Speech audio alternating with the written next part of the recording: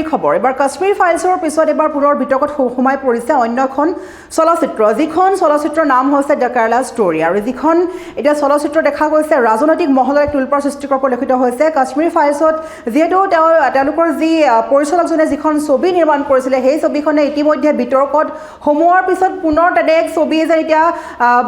সকলো ৰাজ্যৰ মাজলৈ আগবঢ়াব এজন পৰিচালকে যিখন ছবিৰ কাহিনী আধাৰত নিৰ্মাণ কৰা হৈছে ইছলাম ধৰ্মৰ মহিলাসকলৰ ওপৰত নিৰ্ভৰ কৰি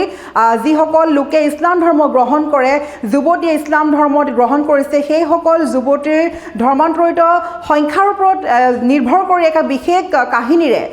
আৰম্ভ কৰিছে চিনেমাখন আৰু যিখন চিনেমা আচলতে বয়কট কৰিবলৈ ঘোষণা কৰিছে যিখন চিনেমাৰ বাবে এতিয়া ৰাজনৈতিক মহলত তুলপাৰ সৃষ্টি হোৱা পৰিলক্ষিত হৈছে 5 মে'ত শুভ মুক্তি পাব চিনেমাখনে কিন্তু শুভ মুক্তি পোৱাৰ পূৰ্বেই বিতৰ্কত সোমাই পৰিছে নিষিদ্ধ ঘোষণা কৰিছে বিভিন্ন ৰাজনৈতিক নেতাসকলে পিছে এই চিনেমাখনক লৈ কিয় এইদৰে বিতৰ্কত সোমাই পৰিছে সবিশেষ খবৰ লৈ আহিছোঁ N24 দৰ্শকৰ বাবে এবাৰ ৰিলিজ হোৱাৰ পূৰ্বেই বিতৰ্কত সোমাই পৰিছে দ্য কেৰালা ষ্টৰী আৰু যিখন চলচ্চিত্ৰৰ পৰিচালক হৈছে সুদীপ্ত সেন যি ইছলাম ধৰ্মী মহিলা সেই মহিলাৰ সংখ্যাৰ ওপৰত নিৰ্মিত কৰা হৈছে চলচ্চিত্ৰখন তাৰপিছত বিতৰ্কত সোমাই পৰা পৰিলক্ষিত হৈছে ইছলাম ধৰ্মান্তৰিত ছোৱালীৰ সংখ্যা যি মহিলাৰ সংখ্যা প্ৰায় 50,000 হিচাপে প্ৰকাশ কৰিছে চিনেমাখনৰ জৰিয়তে আৰু এই কাহিনী হৈছে কেৰালা ৰাজ্যৰ বাহিৰৰ বহুতে ইছলাম ধৰ্ম গ্ৰহণ কৰাৰ ওপৰত আধাৰিত এক বিশেষ কাহিনী আৰু তাৰ পিছতে চিৰিয়াত ISISত যোগদান কৰা মহিলাৰ সংখ্যাৰ বিষয়ে উল্লেখ কৰিছে চিনেমাখনৰ জৰিয়তে যাৰ বাবে ছবিখন নিষিদ্ধ কৰাৰ আহ্বান কৰিছে আৰু মুক্তি লাভ কৰিব চিনেমাখনে 5 মে'ত সমগ্ৰ দেশৰ চিনেমাগৃহত চলচ্চিত্ৰখনৰ বিষয়টো এক বৃহৎ ৰাজনৈতিক তুলপাৰ আৰম্ভ কৰিছে য'ত বিভিন্ন নেতাই আহিবলগীয়া চলচ্চিত্ৰখনৰ প্ৰতি প্ৰতিক্ৰিয়া প্ৰকাশ কৰা পৰিলক্ষিত হৈছে আমি জনাইছোঁ দৰ্শকসকলক এতিয়া ৰিলিজ হোৱাৰ পূৰ্বে মুক্তি লাভ কৰাৰ পূৰ্বে বিতৰ্কত সোমাই পৰিছে দ্য কেৰালা ষ্টৰী আজি কাশ্মীৰ ফাইলছৰ চিনেমাখনৰ পিছতেই আন এখন ৰাজনৈতিক মহলত তুলপাৰ সৃষ্টি কৰা চিনেমা হৈছে দ্য কেৰালা ষ্টৰী এই ষ্টৰীটোৰ ওপৰত আধাৰিত যিখন চলচ্চিত্ৰ এই চলচ্চিত্ৰখনৰ এতিয়া বিতৰ্কত সোমাই পৰিছে ৰিলিজ হোৱাৰ পূৰ্বে যি ট্ৰেইলাৰ মুকলি কৰিছে ট্ৰেইলাৰৰ প্ৰতি লক্ষ্য ৰাখি এতিয়া সমগ্ৰ দেশতে প্ৰতিক্ৰিয়া সৃষ্টি কৰিছে একাধিক ৰাজনৈতিক নেতাসকলে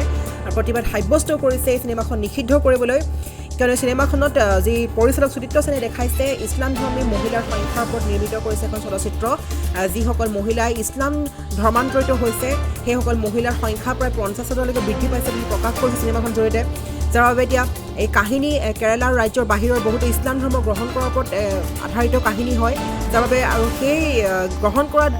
ইছলাম ধৰ্ম গ্ৰহণ কৰাৰ পিছত চিৰিয়াত ISISত যোগদান কৰা মহিলাৰ সংখ্যাৰ বিষয়ে উল্লেখ কৰিছে চিনেমাখনত তাৰ বাবে ছবিখনে নিষিদ্ধ কৰাৰ আহ্বান কৰিছে যিহেতু মুক্তি লাভ কৰিব 5 মে'ত চিনেমাগৃহত এইখন চিনেমা আৰু এই চলচ্চিত্ৰখনৰ যি কাহিনী বা যি বিষয় সেই বিষয়টো এক বৃহৎ ৰাজনৈতিক তুলপাৰ আৰম্ভ কৰিছে য'ত বিভিন্ন নেতাই আহিবলগীয়া চলচ্চিত্ৰখনৰ প্ৰতি প্ৰতিক্ৰিয়া প্ৰকাশ কৰা পৰিলক্ষিত হৈছে নিষিদ্ধ কৰিবলৈ বয়কট কৰিবলৈ প্ৰকাশ কৰিছে এই কথা যে চিনেমাখন শীঘ্ৰে বয়কট কৰিব লাগে নিষিদ্ধ কৰিব লাগে কাশ্মীৰ ফাইলছৰ পিছতেই পুনৰ বিতৰ্কত সোমাই পৰিছে তেনে এক যি ৰাজনৈতিক মহলত তুলপাৰ সৃষ্টি কৰা এখন চিনেমা আৰু যিখন চিনেমাৰ নাম হৈছে দ্য কেৰালা ষ্টৰী বিতৰ্কিত চলচ্চিত্ৰ হিচাপে এতিয়া পৰিচিত হৈছে চৰ্চা লাভ কৰিছে কেৰালা ষ্টৰীয়ে কেৰালা ৰাজ্যৰ বাহিৰৰ লগতে বহুতে ইছলাম ধৰ্ম গ্ৰহণ কৰে তাৰপৰা চিৰিয়াত যি ISISত যোগদান কৰে সেইসকল মহিলাৰ সংখ্যা 50,000 পৰ্যন্ত বৃদ্ধি পাইছে বুলি উল্লেখ কৰিছে চিনেমাখনত যাৰ বাবে চিনেমাখন নিষিদ্ধ ঘোষণা কৰিছে প্ৰতিক্ৰিয়া সাব্যস্ত কৰিছে আৰু চলচ্চিত্ৰখনৰ পৰিচালকে অৱশেষত মহিলাৰ ৰূপান্তৰৰ চিত্ৰৰ ওপৰত বিভিন্ন মন্তব্য কৰিছে তেওঁ কৈছে যে আপুনি চিনেমাখন চাওক যি সংখ্যাৰ উল্লেখ কৰা হৈছে 50,000 সেই সংখ্যাটোৰ প্ৰকৃততে গুৰুত্বপূৰ্ণ নেকি বুলি তেওঁ প্ৰশ্ন উত্থাপন কৰিছে যাৰ বাবে কেৰালাৰ প্ৰাক্তন মুখ্যমন্ত্ৰী উমান চান্দিয়েও কৈছিলে যে 2014 চনত প্ৰতি বছৰে 900ৰ অধিক ছোৱালী বা যুৱতী ধৰ্মান্তৰিত হৈছিল আৰু তাৰ পিছত আমি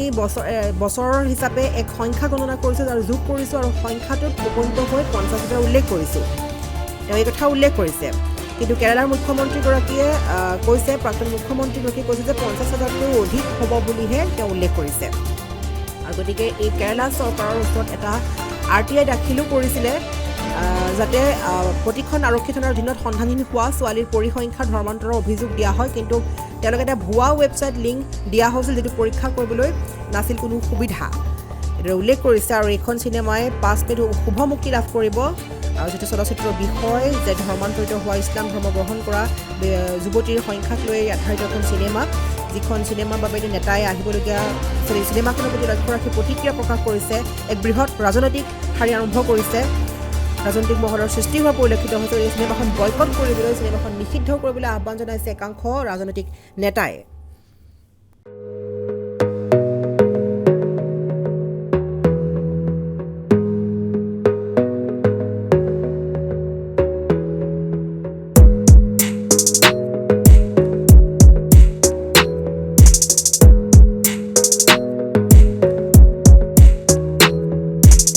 এখন গাড়ীৰ প্ৰয়োজন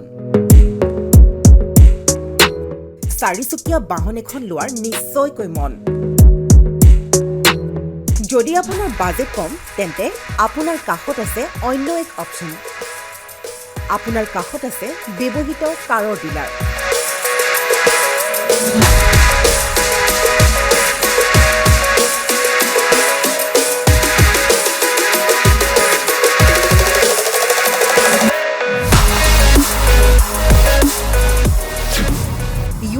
মটৰ্ছ য'ত থাকিব উন্নত মানৰ লগতে আপুনি মনে বিচৰা গাড়ীখন য'ত থাকিব চেল পাৰ্চেজ ৰিফাইনেন্স এক্সচেঞ্জ ইঞ্চুৰেঞ্চকে আদি কৰি সকলোখিনি সুবিধা গতিকে দেৰি কিহৰ আজিয়ে ভিজিট কৰক ইউডি মটৰ্ছত ঠিকনা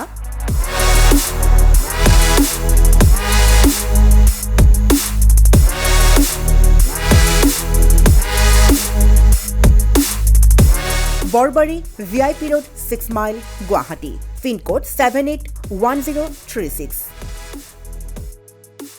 যোগাযোগ নম্বৰ 9854128338 অথবা 8638116781 অথবা 7002713594